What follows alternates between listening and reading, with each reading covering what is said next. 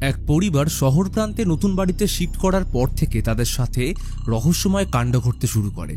তাদের উপর কেউ যেন ক্রমাগত নজর রাখছে।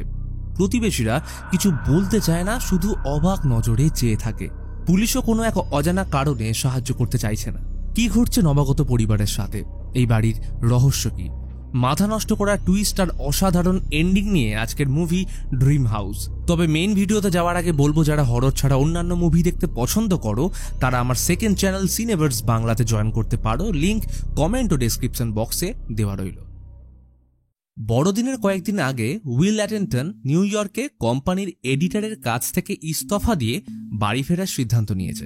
জীবনের বাকিটা সময় নিজের লেখালেখি আর পরিবার নিয়ে কাটাবে। উইলের এমন সিদ্ধান্তে সব কলিগ তাকে চোখের জলে বিদায় জানায়, কারণ উইলের মতো বন্ধু সবার ভাগ্যে জোটে না। মিসেস গ্রিলি তাকে কনস্ট্রাকশন কোম্পানির কার্ড দিয়ে শেষ বিদায় জানায়। ট্রেন পথে নিজের ছোট্ট শহরে নামতেই হেদার তাকে নতুন বাড়ি অবধি ছেড়ে দিয়ে আসে। নজর গেল দরজার বাইরে দাঁড়িয়ে থাকা ভালোবাসার মানুষ স্ত্রী লিবির দিকে। বহুদিন পর তাকে ফিরে পেয়ে দুষ্টুমি করতে ছাড়ল না। তাদের দুই সন্তান ডিডি আর ট্রেস। কাজের মানুষদের ফিরে পেয়ে উইলের খুশির অন্ত রইল না।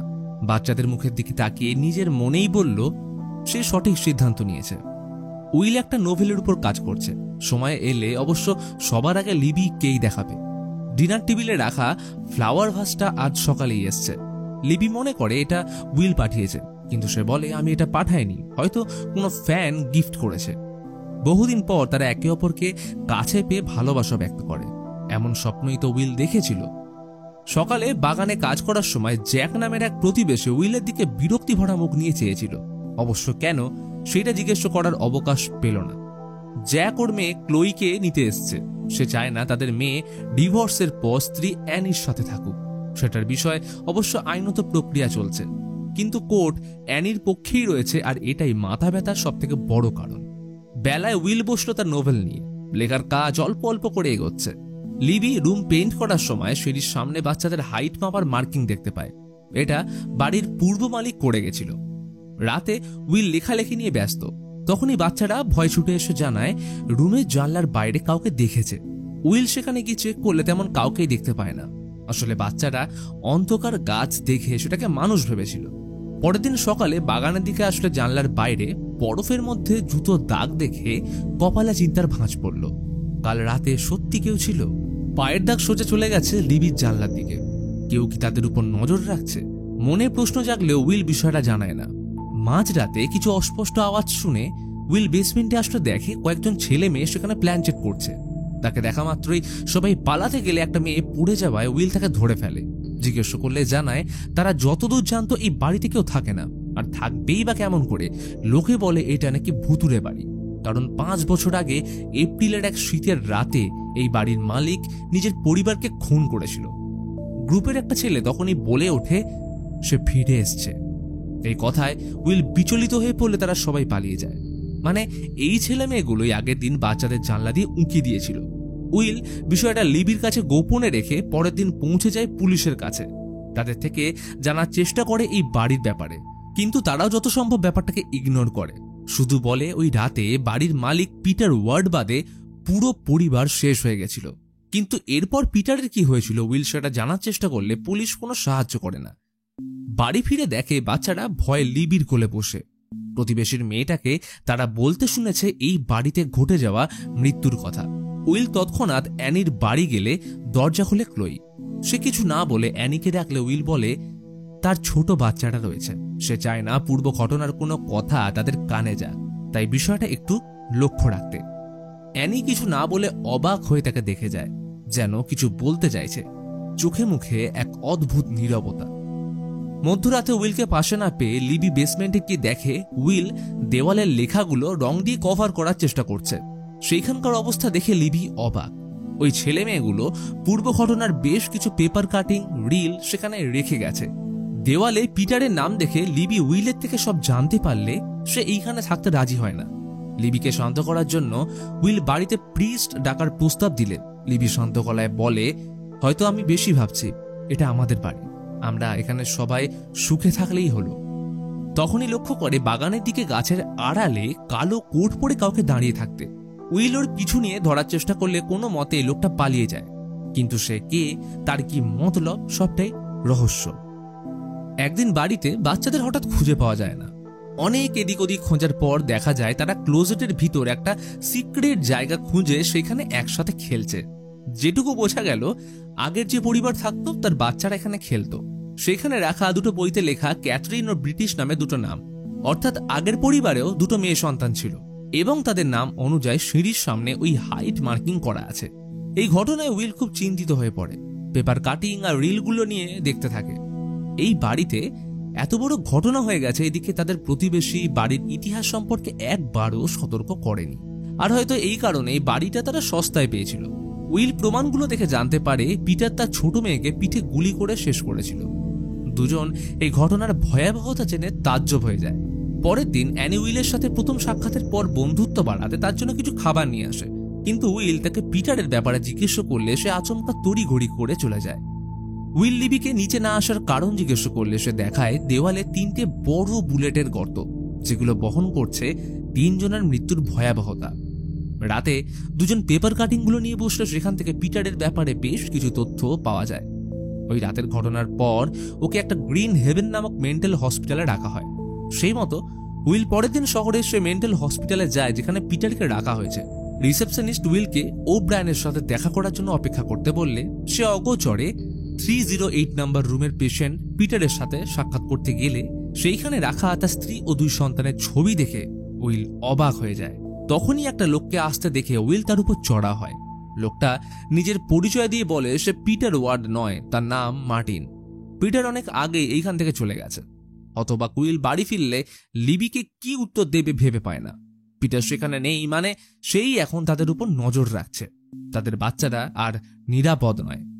আচমকা গাড়ির আওয়াজ শুনে বাইরে আসলে দেখে এক আততায়ী। উইল ধাওয়া করলে সে কোনো ক্রমে গাড়ি নিয়ে পালায়। ঘটনাস্থলে পুলিশ আসলে উইল তাদেরকে পিটারের রুম থেকে পাওয়া তার পরিবারের ছবি দেখিয়ে বলে তাকে গ্রেপ্তার করতে। দূর থেকে অ্যানি চুপচাপ এই ঘটনা দেখছিল। সে কিছু বলতে গিয়েও চুপ করে যায়।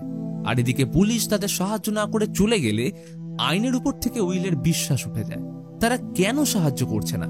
ফলে উপায় না থাকায় উইল পরের দিন গ্রিন হেভেনের হেড ডাক্তার ম্যাডলিনের সাথে দেখা করে পিটারের ব্যাপারে সব তথ্য জানতে চায়। প্রথম দিন যখন পিটারকে এইখানে আনা হয়েছিল তখনকার ভিডিও দেখায় ম্যাডলিন।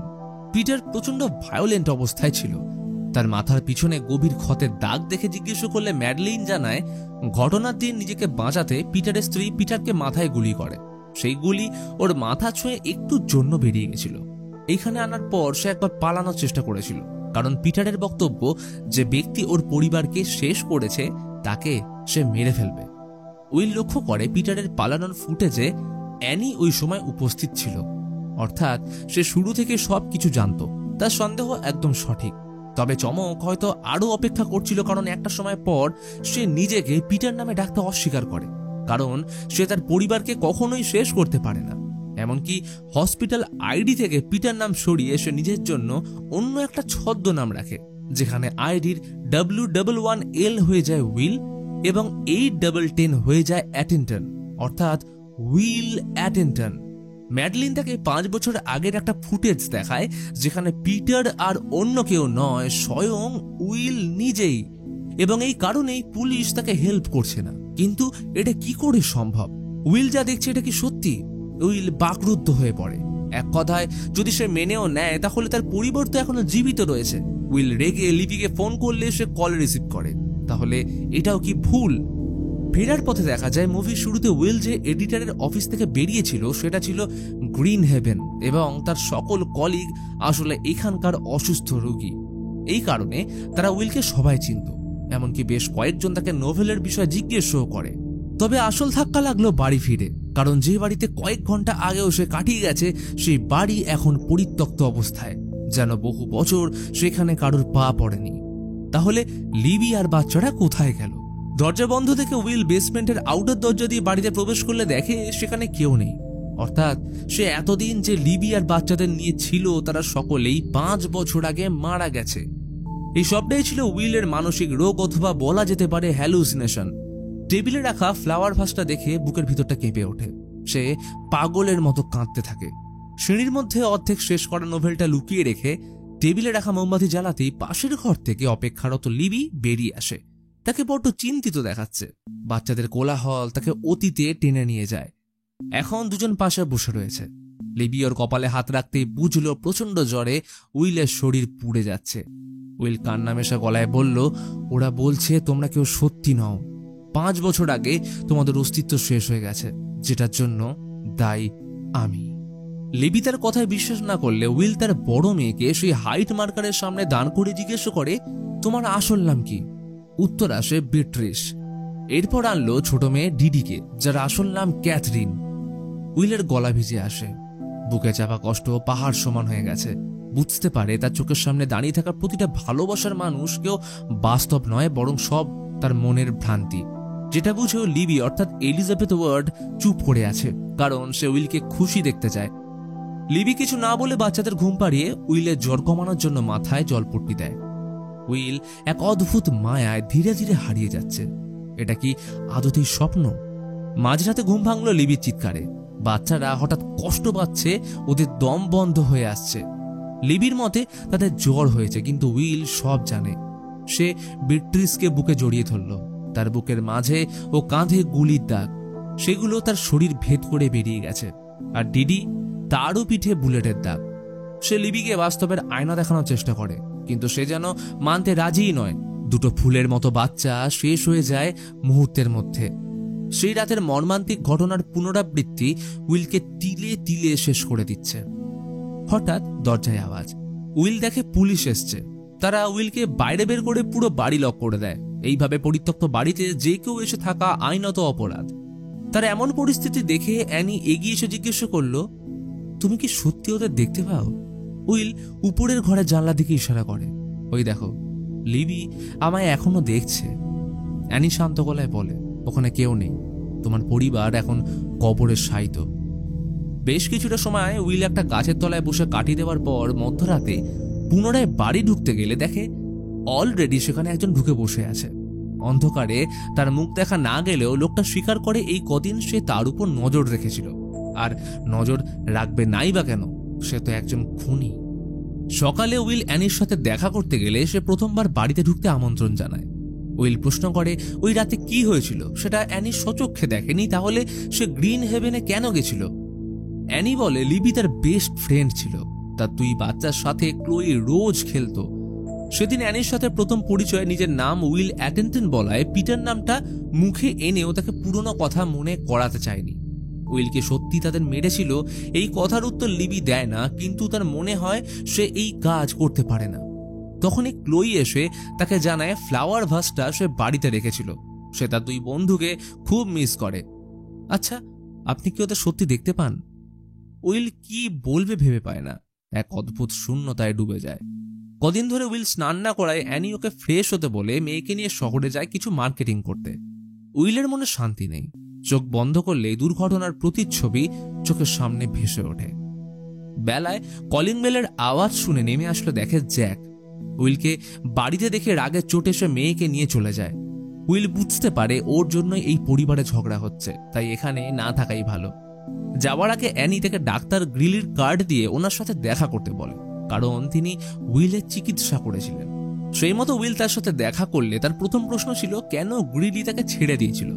তিনি বলেন ওই ঘটনার কোনো পোক্ত প্রমাণ পাওয়া যায়নি, যেটা দেখে উইল দোষী সাব্যস্ত হয়। উইল বলে, আমি এখনো আমার পরিবারের খুনিকে খুঁজে বেড়াচ্ছি, আর যদি সেটা আমি হই তাহলে আমি নিজেকে শেষ করে দেব। ডাক্তার বলেন, তুমি যদি খুনের দায় স্বীকার করো তাহলে আমি কথা দিচ্ছি তোমায় সুস্থ করে এই ঘটনা থেকে মুক্তি দেব। কিন্তু উইল কিছু না বলেই বেরিয়ে যায়। ফিরে আসে নিজের বাড়ি। দরজার কাঁচ ভেঙে ভিতরে প্রবেশ করে স্মৃতিচারণ করতে শুরু করলে দেখতে পায় লিবিকে। বাচ্চারা এখনো তার জন্য অপেক্ষা করছে। উইল তাদের ঘুম পাড়িয়ে এসে লিবিকে জিজ্ঞেস করে ওই রাতে কি হয়েছিল, কিন্তু সে কিছুতেই বলতে চায় না। তাহলে কি চায় লিবি? সে কেন তাকে গুলি করেছিল? তখনই উইলের মাথার পিছনে স্পর্শ করে গুলির ক্ষত অনুভব করলে লিবি কেঁদে ওঠে। সত্যি সেদিন কি এমন হয়েছিল? শুনতে পেল দরজার আওয়াজ। দেখে অ্যানি। সে অ্যানির থেকে আবারও সত্যিটা জানতে চায়, কিন্তু তার একটাই বক্তব্য, তাকে তার পরিবারকে শেষ বিদায় জানাতে হবে, তাহলে ওদের আত্মা কখনোই মুক্তি পাবে না। লিবি তাকে ভীষণ ভালোবাসত, কিন্তু এখন উইলের এই বাড়িতে ফিরে আসা একদমই উচিত হয়নি। এই কথায় উইল হতভম্ব হয়ে যায়। সে তো জানে এইসব তার মনের ভুল, তাহলে অ্যানি কাদের কথা বলছে? অ্যানি উইলকে চলে যেতে বললে সে বারবার জিজ্ঞেস করে লিবি কিভাবে মারা গেছিল। এরই সাথে পাশে দাঁড়িয়ে থাকা লিবির স্মৃতিচারণে সময় ফিরে যায় 5 বছর আগের রাতে। সেদিন সিঁড়িতে আওয়াজ শুনে বাচ্চাটা ছুটে গেছিল বাবাকে দেখার আশায়, কিন্তু সেদিন বাবা নয় বরং ছিল বয়েস, এক ভাড়াটে খুনি। তার বন্দুকের নিশানায় 2 মেয়ে। ফোনের লাইনে থাকা উইল ওরফে পিটার ঘটনার পরিস্থিতি আন্দাজ করতে পেরে ছুটে যায় বাড়িতে, কিন্তু তখনই বন্দুক গর্জে ওঠে। প্রাণ হারায় ফুলের মতো 2 শিশু। গুলি গিয়ে লাগে লিবির শরীরে। তখনই পিটার বয়েজের উপর ঝাঁপিয়ে পড়ায় দুজনের হাতাহাতি লাগলে সামনে পড়ে থাকা বন্দুক তুলে বয়েজকে মারতে গেলে গুলি গিয়ে লাগে পিটারের মাথায়। এই ঘটনার সাথেই বয়েজ লিবিকে মেরে পালিয়ে যায়, কিন্তু গুলি মাথা ছুঁয়ে বেরিয়ে যাওয়ার কারণে পিটার বেঁচে গেলেও সে সব স্মৃতি হারিয়ে ফেলে। তখনই জ্যাকের সাথে বয়েজ এসে পিটারের উপর ঝাঁপিয়ে পড়ে। জ্যাকও সুযোগ বুঝে অ্যানিকে বাগে পেয়ে যায়। বয়েজ পিটারকে ওষুধ দিয়ে অজ্ঞান করে এবং দুজনকে বেসমেন্টে নিয়ে আসে। আর এই ঘটনার সাথে রিভিল হয় সব থেকে বড় রহস্য। আসলে 5 বছর আগে জ্যাক বয়েজকে ভাড়া করে অ্যানিকে মারার জন্য, কারণ তার সন্দেহ ছিল অ্যানির সাথে অন্য কারোর সম্পর্ক চলছে, তাই ওকে শেষ করে ক্লোইর পুরো দায়িত্ব নিতে চেয়েছিল। কিন্তু ওই রাতে বয়েজ ভুলবশত অ্যানির বাড়িতে না ঢুকে পিটারের বাড়িতে ঢোকে এবং তার পরিবারকে শিকার বানায়, যার ফলাফল একটা নির্দোষ পরিবারের সমাপ্তি। ঘটনা বর্তমানে ফিরে আসলে জ্যাক পিটারকে বেসমেন্টে বন্দি বানিয়ে ওর সাথে অ্যানিকে মারার প্ল্যান করে। তখনই আচমকা সে বয়েজকে গুলি করে, কারণ বিগত 5 বছর ধরে সে জ্যাককে ব্ল্যাকমেল করে আসছে এবং তার থেকেও বড় কথা সে 2জন বাচ্চাকে শেষ করেছে, তাই ওর বেঁচে থাকার কোনো অধিকার নেই। জ্যাক অ্যানিকে বেঁধে পুরো ঘটনা এমনভাবে সাজানোর চেষ্টা করে যাতে পুলিশের মনে হয় পাগল পিটার অ্যানির সাথে নিজেকেও শেষ করে দিয়েছে। সে গ্যাসোলিন ঢেলে সবকিছু পুড়িয়ে শেষ করতে গেলে আচমকা তার পথের কাঁটা হয়ে দাঁড়ায় লিবি। সে পিটারের জ্ঞান ফিরিয়ে জ্যাককে ভ্রান্তির মধ্যে ফেলে দেয়। অর্থাৎ এতদিন সবাই যেটাকে পিটারের মানসিক রোগ ভাবছিল সেটা নিতান্তই ভুল, কারণ এই বাড়িতে সত্যিকারের লিবি এবং তার বাচ্চাদের অতৃপ্ত আত্মা ছিল। জ্যাক অলৌকিক কাণ্ড বুঝে ওঠার আগেই পিটার ওর মাথায় মেরে অ্যানিকে উদ্ধার করে সময় থাকতে বাড়ি থেকে বেরিয়ে যায়। আর বাকি কাজটা করলো বয়েজ। সে বেসমেন্টের সিঁড়িতে গ্যাসোলিন ঢেলে জ্যাককে সেইখানেই শেষ করে দেয়। আর দেখতে দেখতে পুরো বাড়িতে আগুন ছড়িয়ে পড়ে। কিন্তু পিটার থামল না, মায়ার টানে ছুটে যায় বাড়ির ভিতরে। এখনো বিশ্বাস যে পরিবার তার অপেক্ষায় রয়েছে। সিঁড়ির সামনে দাঁড়িয়ে লিবির মুখে প্রশান্তির হাসি। পিটার বলে, আমি তোমায় হারাতে চাই না। লিবির চোখে জল। বাচ্চারা ছুটে আসে বাবাকে শেষবারের জন্য দেখতে। বলে, আমরা কেউ তোমাকে হারাতে চাই না, কিন্তু সবকিছুর একটা সময় আছে। ভাগ্যের নিয়তির কাছে আমরা সবাই পুতুল হলেও ভালোবাসা কখনো হেরে যায় না। লিবি এক দৃষ্টিতে ওর দিকে তাকিয়ে মনে পড়ে যাচ্ছে পুরনো সব স্মৃতি। না, সে মানুষ চিনতে ভুল করেনি। জীবনের প্রতিটা মুহূর্তে সে পিটারকে পাশে পেয়েছে ছায়ার মতো, এমনকি মৃত্যুর পরেও। আগুনের লেলিহান শিখায় হারিয়ে যায় পিটারের পরিবার, কিন্তু বেরোনোর আগে নিতে ভোলেনি সিঁড়ির মধ্যে লুকোনো তার নোভেল। ঘটনাস্থলে ইতিমধ্যে পুলিশ, দমকল এসে পড়েছে। কেউ কিছু বুঝে ওঠার আগেই সব মায়া পিছনে ফেলে পিটার হারিয়ে যায় নতুন জগতে। এরপর কেটে গেছে বেশ কিছুটা সময়। গোটা দেশ এবং বইপোকাদের মধ্যে তার লেখা নোভেল খুব সুনাম পেয়েছে। পিটার ওয়ার্ড এই নামটা নিয়ে আর কোনো সংশয় নেই। দোকানে রাখা দেশের নাম্বার 1 বেস্ট সেলিং এর তালিকায় নোভেলের নাম জলজল করছে। ড্রিম হাউস, যার গল্প আমরা এতক্ষণ দেখলাম। তো ভিডিওটা কেমন লাগলো অবশ্যই জানাও। আর আমাদের সেকেন্ড চ্যানেল সিনেভার্স বাংলা ভিজিট করতে ভুলো না। লিংক কমেন্ট ও ডেসক্রিপশন বক্সে দেওয়া রইল।